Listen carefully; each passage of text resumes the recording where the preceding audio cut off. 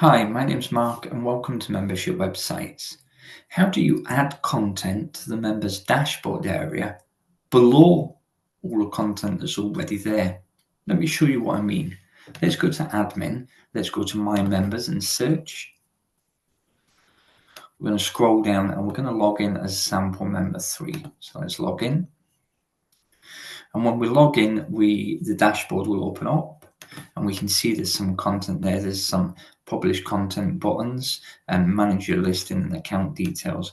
But what if we want to make use of this space here? And that might just be for advertising, or you might put some additional account links that they can navigate to, or you might put some videos or some useful information. So to make use of the space below here, let's just show you. We'll go back to the admin end. We're going to go to Finance Membership Plans.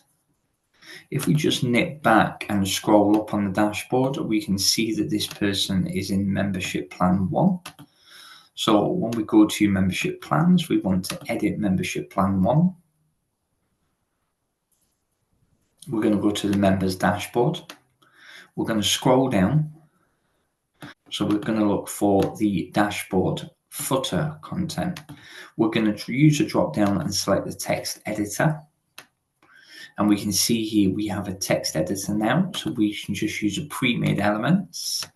I'm going to just drop some content just in there, just for us to see. I'm going to scroll back up here. And we're going to click save. We're going to go back to the member dashboard. We're going to refresh it. And you'll see now when we scroll down here, we've got meet our teams. Okay, so you've got these examples here with the content blocks. That's how you add content below the dashboard area. I hope you found that useful and thanks for watching.